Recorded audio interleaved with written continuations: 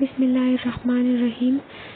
हम जो है वो क्लास 10th की एक्सरसाइज 3.5 कर रहे थे और इसमें जो पिछले 3 वीडियोस हैं इसमें आपको क्वेश्चन नंबर 1, क्वेश्चन नंबर 2 और क्वेश्चन नंबर 3 जो है वो समझा दिया गया है, करवाया गया है। आज जो है वो हमने क्वेश्चन नंबर 4 जो है वो स्टार्ट करना है। तो शुरू करते हैं। if u varies directly as x square and inversely as the product of yz cube and u is equal to 2 when x is equal to 8, y is equal to 7, z is equal to 2, find the value of u when x is equal to 6, y is equal to 3, z is equal to 2। ठीक है, ये हमारा question है सारा। अब हम इस question का शुरू का हिस्सा देख लेंगे जिसमें वो क्या कहता है कि if u varies directly as x square, यानी यू जो है वो एक्स स्क्वायर के डायरेक्टली प्रोपोर्शनल है। तो यहाँ पर देखिए हम सबसे पहले ये चीज़ लिखेंगे, u is directly proportional to x square. अगले में वो कहता है नेक्स्ट पार्ट में कि inversely as the product of y z cube.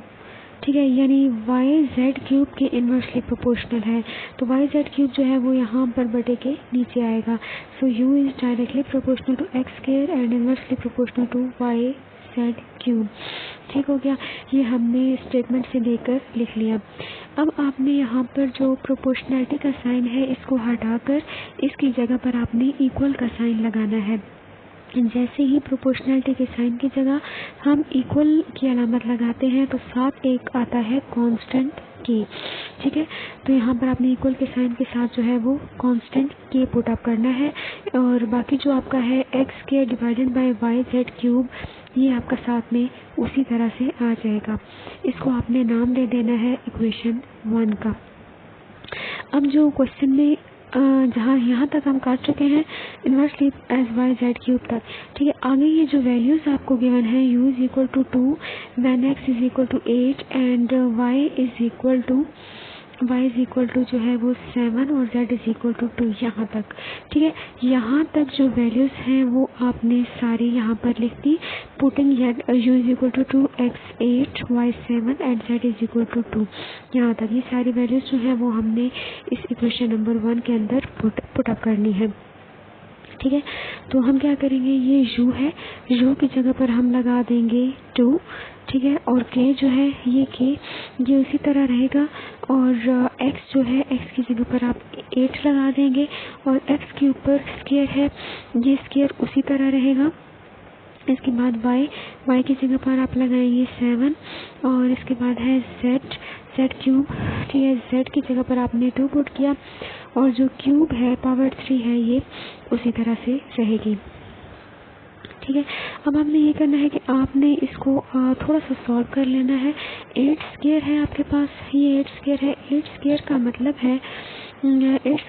है 8 मल्टीप्लाई 8, यानी आपने 8 को 8 से ज़रब देनी है तो ये 64 आएगा। ठीक है, उसके बाद 2 क्यूब है, 2 क्यूब का मतलब है 2 मल्टीप्लाई 2 तो ये होगा 8, 2 दूनी 4, 4 दूनी 8, 8 को आपने ज़रब देनी है 7 के साथ, तो ये आपके पास यहाँ पर 7 उसी तरह से हमने लिख दिया और ये 2 क्यूब 2 दूनी 4, 4 दूनी 8 चाहिए, यहाँ पर आ जाएगा।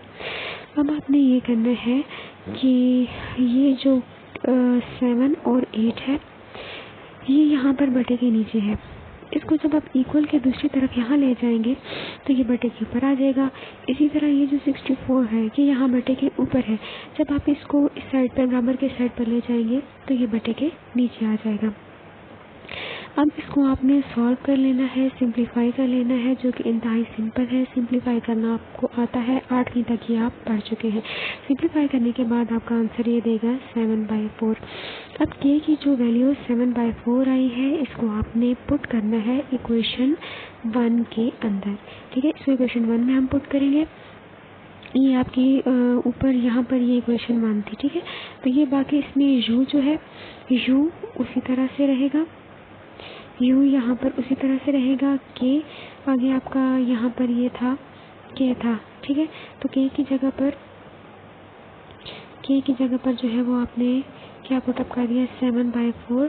आगे x² बाई y और z³ भी उसी तरह से रहेगा। अब ये करने के बाद आपने क्या करना है, ये जब आपने कर लिया तो आपने सवाल के अगले हिस्से की तरफ आना है। सवाल का अगला हिस्सा क्या है? अगला हिस्सा है find the value of u, यानी u की वैल्यू आपने मालूम करनी है, जबकि आपने वैल्यूज पुट करनी है x की जगह 6/3 और z2। ठीक हो गया। तो हम यहाँ दोबारा नीचे आ जाएंगे। ये जो आपकी वैल्यूज हैं जो अभी मैंने आपको दिखाई है क्वेश्चन में, इनको आपने पुट अप करना है इस ऊपर वाली इक्वेशन के अंदर।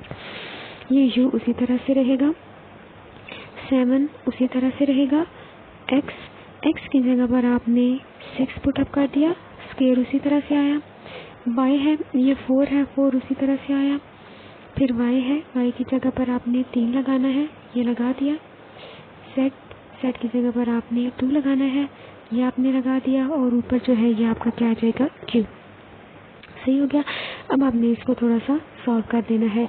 6² का मतलब 6 × 6 यानी 6 6 के 36, वो आ गया। 2³ का मतलब है 2 × 2 2 दूनी 4 4 दूनी 8, यहाँ पर 8 आ गया। अब जो है ये 7 और 36 और 12 और 8, इनको आपने सिंप्लीफाई कर दिया सबको, और सिंप्लीफाई करने से आपका आंसर आ गया 21/8। तो जी यहाँ पर हमारा u का जो वैल्यू आ गई है वो है 21/8। क्वेश्चन नंबर 4 जो है ये हमारा मुकम्मल हो चुका है। तो इंशाल्लाह नेक्स्ट वीडियो में हम जो है वो क्वेश्चन नंबर 5 को सॉल्व करेंगे इंशाल्लाह। Thank you so much.